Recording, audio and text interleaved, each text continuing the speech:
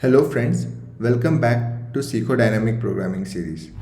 आज इस वीडियो में हम एक नया प्रॉब्लम सॉल्व करने वाले हैं जिसका नाम है काउंट ऑफ सबसेट सम। तो हमें सेट ऑफ पॉजिटिव नंबर्स दिया गया है और हमें फाइंड आउट करना है टोटल नंबर ऑफ सबसेट्स जिसका सम गिवन नंबर एस के इक्वल है। फॉर एग्जाम्पल, अगर मैं आपको सेट ऑफ पॉजिटिव नंबर दूँ 1 1 2 3 और आपको बोलूँ find the total number of subset whose sum is equal to 4, तो आपका आउटपुट क्या होगा? आपका आउटपुट होगा 3 कि भाई ऐसे 3 सबसेट हैं जिनका सम इक्वल टू 4 है। तो वो कौन से होंगे 3, वो भी देख लेते हैं। तो एक तो हो जाएगा 1 1 2, राइट, हाँ, ये इसका सम 4 आता है, ये पहला सबसेट हो गया। दूसरा सबसेट हो जाएगा जो मैं पहला वाला 1 लेता हूँ और 3, और तीसरा सबसेट हो जाएगा मैं दूसरा वाला 1 लेता हूँ और फिर 3।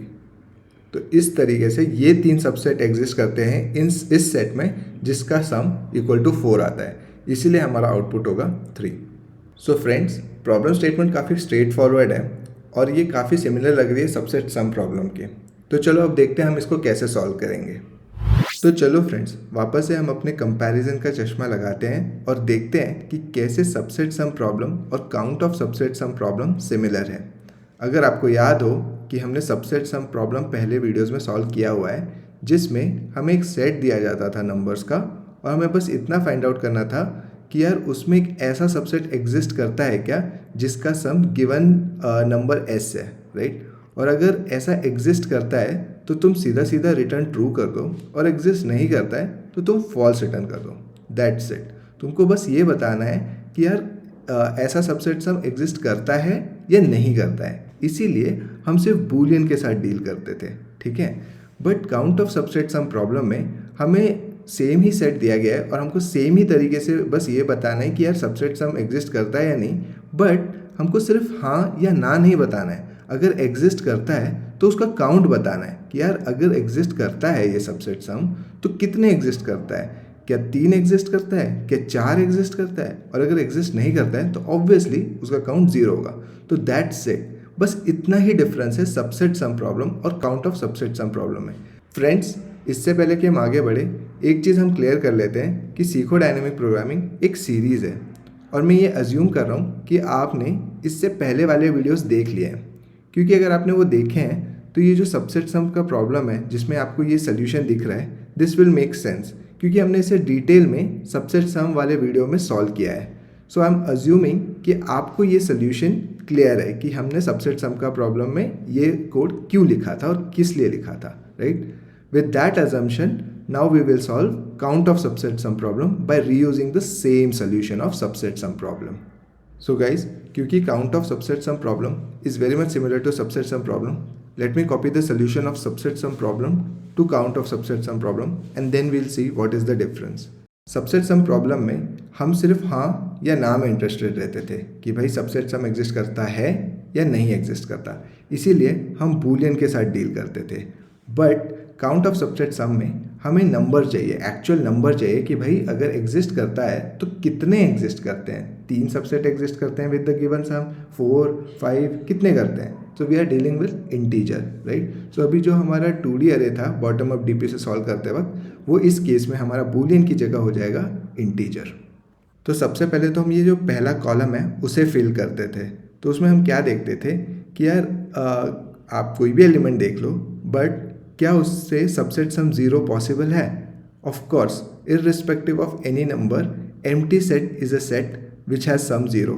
सो इररिस्पेक्टिव ऑफ एनी इंडेक्स, हमारा जो पहला कॉलम का वैल्यू था वो हमेशा ट्रू हो जाता था, राइट, क्योंकि subset sum 0 is always possible for empty subset without taking any of the elements of the array.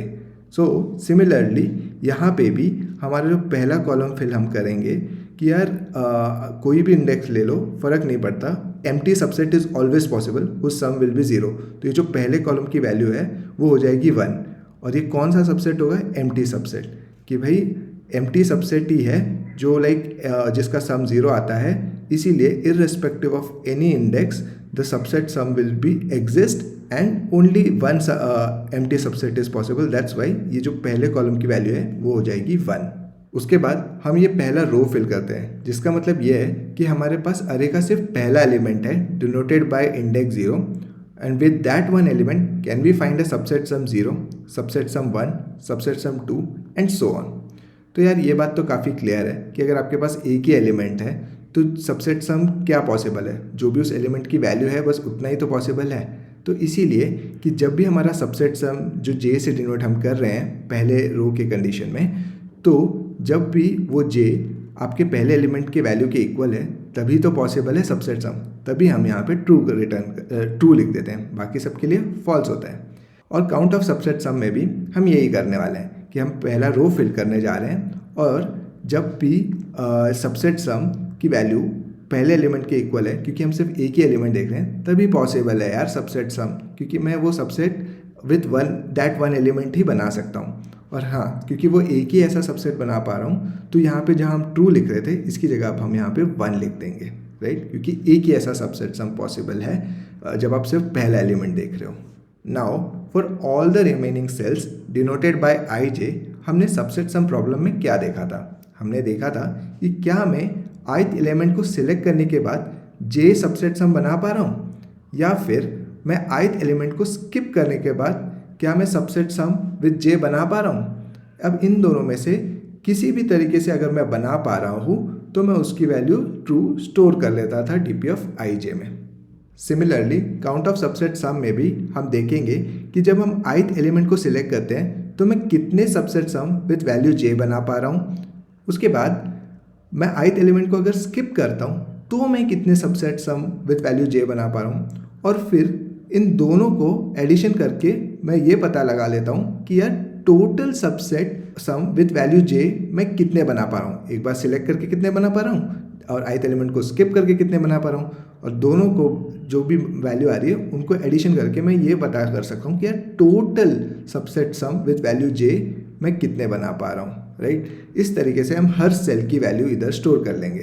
So that's the only difference with respect to subset सम। यहाँ पे हम और देखते थे, बट यहाँ पे हम एक्चुअल में काउंट में इंटरेस्टेड है, तो हम दोनों सिलेक्ट करने के बाद कितने सबसेट सम बना पा रहा हूँ और स्किप करने के बाद कितने सबसेट सम बना पा रहा हूँ, उन दोनों का एडिशन करके टोटल सबसेट सम कितने बना पा रहा हूँ ये काउंट हम स्टोर कर लेंगे हर सेल के लिए। फाइनली हमारा आंसर बॉटम राइट कॉर्नर वाले सेल में होगा, जो ये डिनोट करता है कि after looking at all the elements of the array how many subsets are possible with the given sum s। So या that's the solution for count of subset sum problem. तो guys, जैसे कि हमने देखा कि count of subset sum problem is very much similar to subset sum problem, but एक चीज़ मैं आपके ध्यान में वापस लाना चाहता हूँ कि don't forget the fundamental concept है, जो कि सबसेट सम प्रॉब्लम हो या फिर count of subset sum problem हो या फिर इक्वल सबसेट सम या फिर subset sum with minimum difference, ये जो भी प्रॉब्लम हमने देखे हैं they all follow one particular pattern which we have seen in detail 0-1 knapsack pattern, जिसमें हर जगह हम या तो एलिमेंट को सिलेक्ट करते हैं या तो स्किप करते हैं। जो हमारा ये बेसिक फंडामेंटल कंसेप्ट है, राइट, 0-1 नैपसैक पैटर्न का, वो हर प्रॉब्लम में अभी तक जो हमने देखे हैं वो फॉलो हो रहा है। So we can say that count of subset sum problem is also following 0-1 knapsack pattern. With that, we have solved yet another problem of dynamic programming.